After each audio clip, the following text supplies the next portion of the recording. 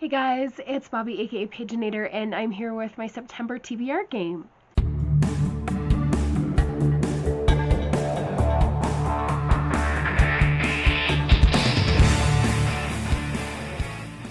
You might notice that my voice doesn't quite sound great. I have been battling a nasty cold for over a week now. It started small and then got really bad, and just yesterday and today I felt like a human. Like I had to go to teacher meetings and all kinds of stuff, feeling like a steaming pile of dog poo. It was miserable, but I'm getting better now. And by the time this video uploads, I will be 3 days into teaching school, and hopefully it won't sound like this anymore. Who knows? Anyway, yeah, like I said, it is time for September TBR. So if you're new to my channel, I do G from Book Gross TBR Retard game, and I do 10 roles. I have to read at least 5 of them in the month, but if I read all 10, then I get to reward myself in some way. I will pick a book for each of the prompts, but then as the month goes on, if I feel like I'm being boxed in or I just really don't enjoy a certain book, then I can swap it out for something that also matches that prompt. So let's get into the rolls. Okay, roll number 1. 4. 1, 2, 3, 4. And that brings us to a blank, which means to draw a card.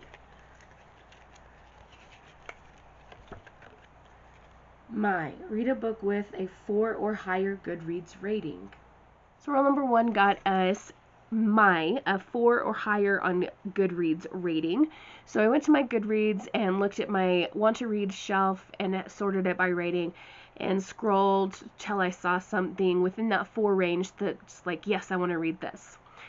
So what I'm going to be reading is Dark Whispers by Vashti. It has a 4.45 rating, and it is the second book in the Bright Storm series, which is about Arthur and, what's his sister's name? I'm going to have to check. Arthur and Maudie Brightstorm. In the first book, they go on this adventure, and it's... I don't know how to explain it without being like spoilery, so I'll say it is a middle grade adventure series that's lots of fun, and I'm excited to continue the series. Roll number 2. 6. 1, 2, 3, 4, 5, 6. We have the element triangles. Okay, for this we need a random number generator. There are 4 elements: air, fire, water, and earth. And so I'm going to hit a random number generator, and I'm going to do it by 5s. I set the generator between 5 and 20. So you can see it here. I'll just kind of film it in the camera rather than do a screen recording because that's easier. And I always hit generate 3 times because I have a weird thing with numbers. So if it hits 5, it'll be air. Fire will be 10 will be fire. 15 will be water, and 20 will be earth. So we're going to go 1, 2, 3. It's 16, so that's closest to 15, so that's water. Water means we need to read a fantasy.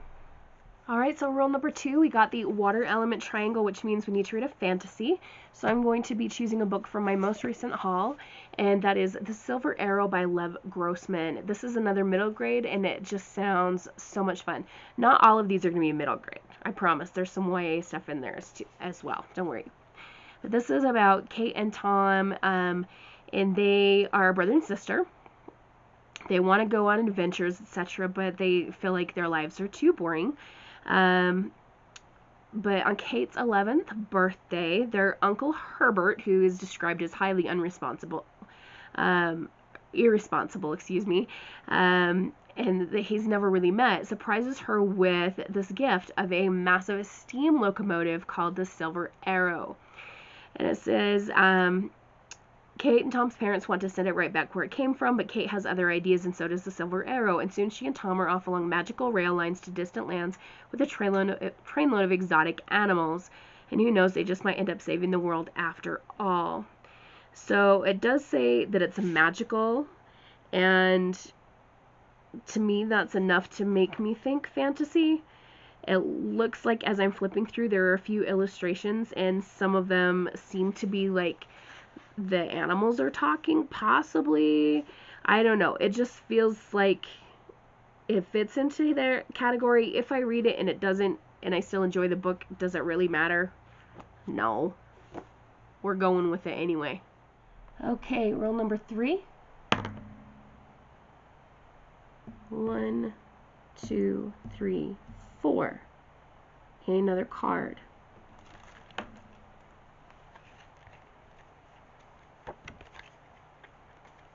The fortune teller. Use a random letter generator and find a book that starts with that letter.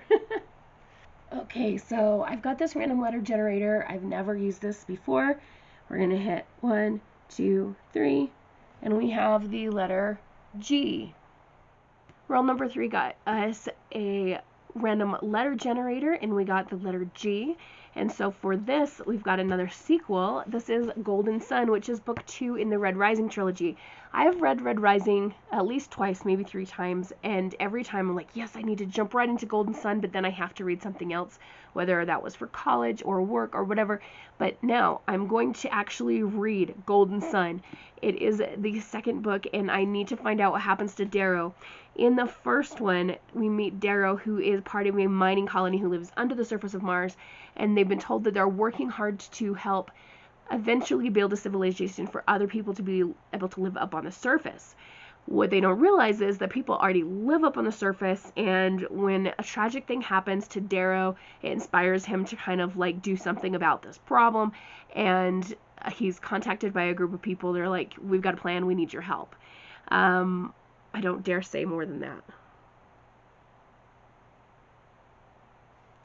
Yeah. Anyway, I'm really excited to continue the series. Roll number 4. 1, 2, another card. What if I run out of cards? Cave of Two Lovers. A partner picks your next read. I don't have a partner. I feel like this is different than like a friend or family pick. That's Team Avatar. Like, I don't have a partner to pick my next read. And as much as I'd like to say, oh, I have like a best friend or something, like I use my best friends for my Team Avatar picks. So I think I'm going to discard this card permanently because I just don't feel like it's working for me. Okay, so since I can't use the partner card, we're going to have to pick a different one. And this says Music Night. Read something that's between 350 to 370 pages whilst listening to music. Oh boy. That's going to be tricky to find, but we can probably do it. So roll number 4 brought us Music Night. Read 350 to 370 pages while listening to music. So I actually quite often have noise going while I'm reading, so the listening to music part totally going to be great. What I did was I kind of just plonked my chair down in front of this section of, I just randomly chose like these shelves here and just started grabbing books and finding, like looking for one that fit into that 350 to 370 page range. I found one that was close. I killed Zoe Spanos' 373, but I wanted to find something that was correctly within. So this book is 353 or 354 pages, 353. It is Red Hood by Elena K. Arnold. It came out a year or 2 ago, I think, and I remember being really excited about it at the time and then just never getting to it because that's what happens a lot, actually. So this is a dark Red Riding Hood retelling kind of thing. Since her grandmother became her caretaker when she was 4, Bisou Martel has lived a quiet life in a little house in Seattle. She's kept mostly to herself. She's been good. But then comes the night of homecoming when she finds herself running for her life over roots and between trees, a fury of claws and teeth behind her. A wolf attacks. Bisou fights back. A new moon rises, and with it questions about the blood in Bisou's past and on her hands as she stumbles home, about broken boys and vicious wolves, about girls lost in the woods, frightened but not alone. There's something to me that's like just very appealing about this cover too, with the fur, that I don't know why. But I'm finally gonna read this one. Okay, we are on to roll number 5. 1, 2, 3. 1, 2, 3. Oh, we have element triangles again. Okay, so this time I've got it set between 1 and 4, and I don't have to worry about the multiples of 5 thing, whatever.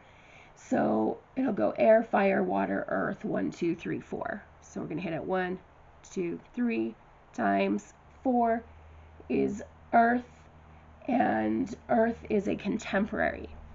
Roll number 5 got us earth element, read a contemporary, and for this one I'm going to go with I'll Be the One by Layla Lee. Isn't this cover cute?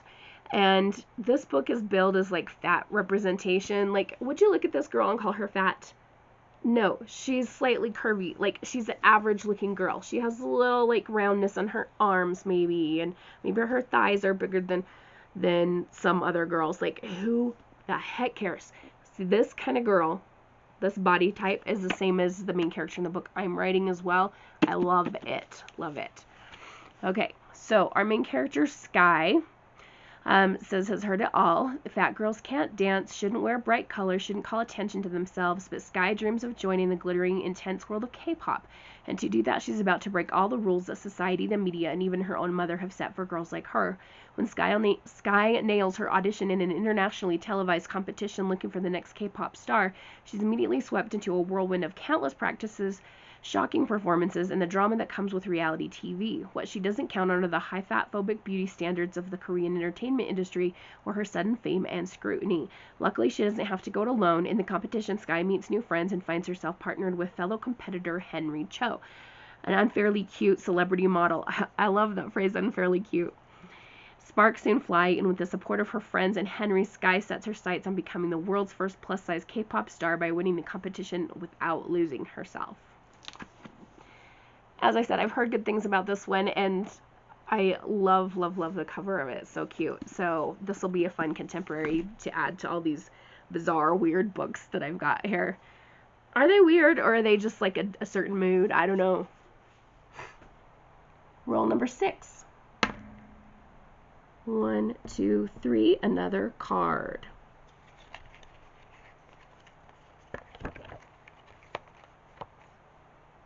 Yeah, so pick any book you're in the mood for. I like that. Roll number 6 got us Gyatso, any book you're in the mood for. And I'm going to pick one. When my nieces were at my house recently, they got to come see my library, and they'd never seen it before. And they were looking at the books, and my niece Collins said that I need to read this book. And I agree with her. It is Cats and Jammer by Francesca Zappia. This was also in my most recent haul, and I am very much in the mood to read this one, so that is going to be my pick for book number 6. It says, Kat doesn't remember how she got here. None of them do. The hallways contract and expand with the school's breathing. The showers in the girls' locker room turn a bloody red. There are no doors. The windows are gone. There's no way out, and all of them are slowly transforming. School is weird like that. Kat is faster now, stronger, braver than she was before. She has nothing left to lose, but can she stop whatever is attacking them one by one? Can she remember how she got here before it's too late? Roll number 7. 6. 1, 2, 3, 4, 5, 6. Bending Scroll. Okay, here's the situation. Bending Scroll is to treat yourself and buy a book from your wish list.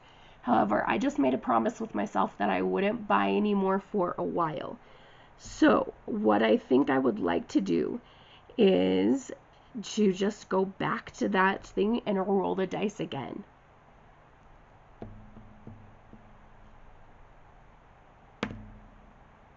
Five. 2, 3, 4, 5, which gives us another card.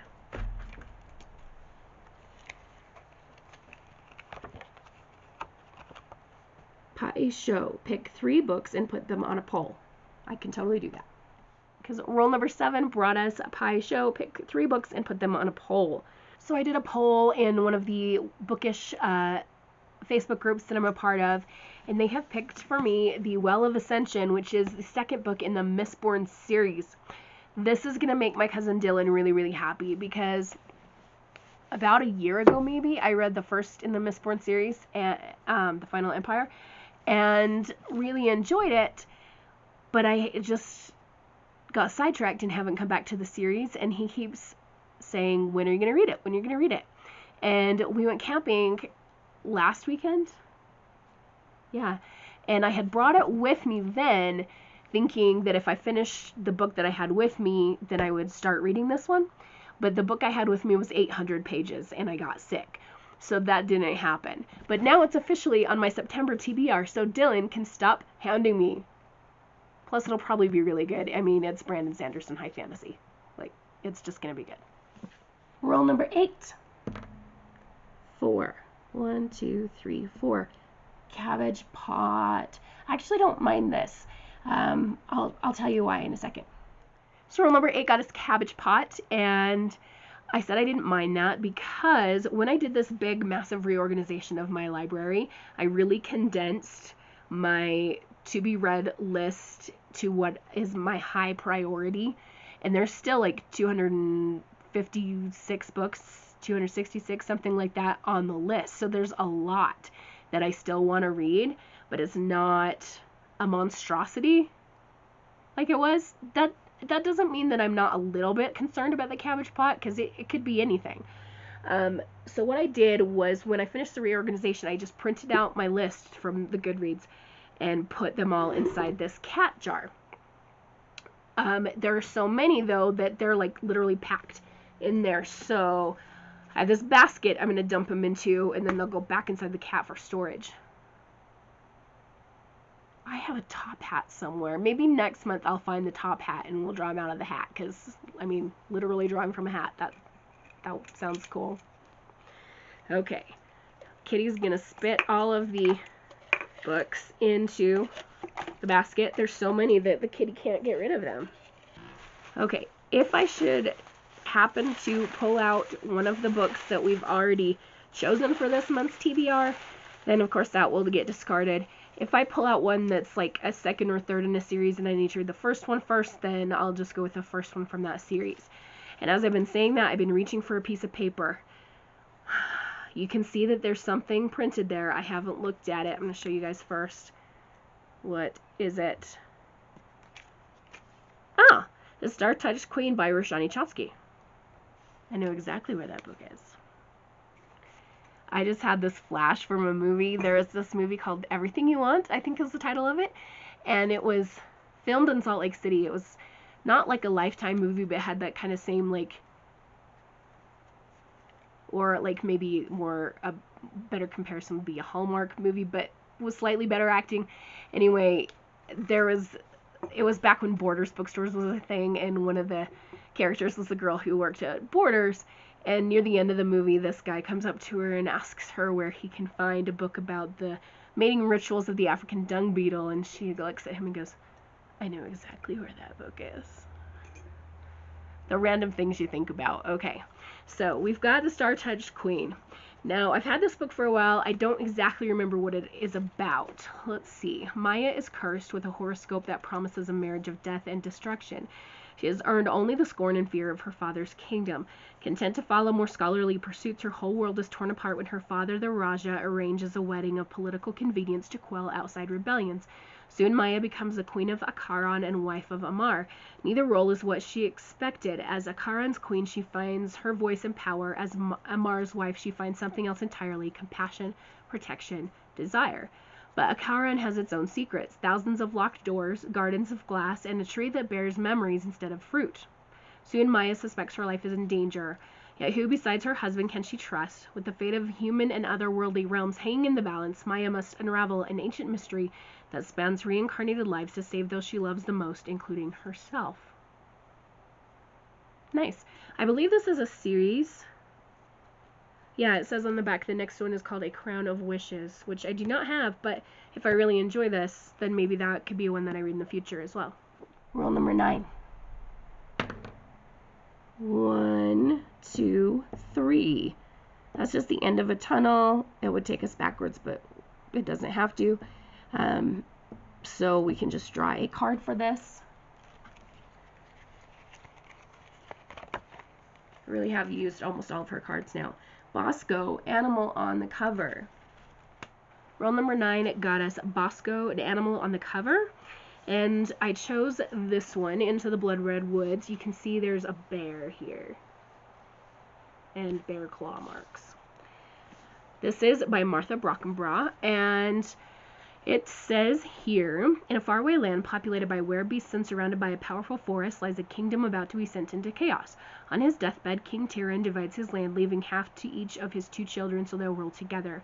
However, his son Albrecht is not satisfied with half a kingdom, and even though his sister Ursula is the firstborn, he decides that as a girl and a werebear, she's unfit to rule, so he invades her land, slaughtering her people and most of the werebeasts, and claims it for himself. As Albrecht builds his Iron Rule and army to defend his reign, Ursula is gathering the survivors and making plans to seize the kingdom back, not just her half, the whole thing, because Albrecht should never have been allowed to sit on the throne, and Ursula is going to take his crown, and if he's not careful, he might not get to keep his head either. Not gonna lie, this cover has been calling to me for a while. I'm kind of sad that we're already at roll number 10. I love playing this game so much. I could legit sit here and just do rolls all day. Doesn't mean that I could read all of those books, but I could roll all day. Anyway, we need to get on with this roll number 10, so let's do it. 6. Oops. 1, 2, 3, 4, 5, 6. My cabbages? What does that say? Oh, and there's an arrow pointing backwards, so we have to slide back here, but I need to check her instructions. Okay, so all that means is that you just follow the arrow back and you're back to this spot here. So it's another blank, and that means another card. Okay, so I legit have like 3 cards left. Yikes, I'm getting close. I'm using all of hers. Roku, a book with a dragon on the cover or in the title. And roll number 10 got us Roku, a dragon on the cover or title, and I'm going to go with The Land of Roar by Jenny McLaughlin. There is the dragon here. Hopefully that child's not going to get eaten. I don't think that would happen in a middle grade, but you never know. When Arthur and Rose Trout were little, they were heroes of Roar, an imaginary land they created together. Roar was full of their favorite things: ninja wizards, mermaids, unicorns, dragons, and fantastic places to explore and play. But it was also full of things that sent shivers down their spines.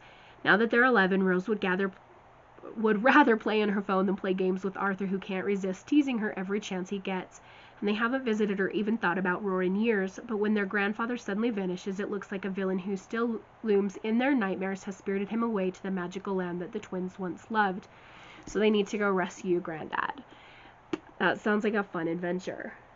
So looking at this month, we've got 3 middle grades, and then is the Mistborn series technically adult? I don't know. Golden Sun is a little bit iffy, like the Red Rising series kind of goes back and forth between YA and new adult-ish, depending on what bookstore you're looking for it in. I don't know. Anyway, I've got a good selection of books. I'm really happy with this month's TBR, and this, of course, is a fun game to play. So there we have it. That's what I'm going to be trying to read in the month of September. Of course, being back to work and teaching school, and having to take over the yearbook again, and taking football pictures. That's going to suck up a lot of time. But we'll try. We'll see how it goes. I hope you guys are having a wonderful, magical, and bookish day. Happy reading. Adios.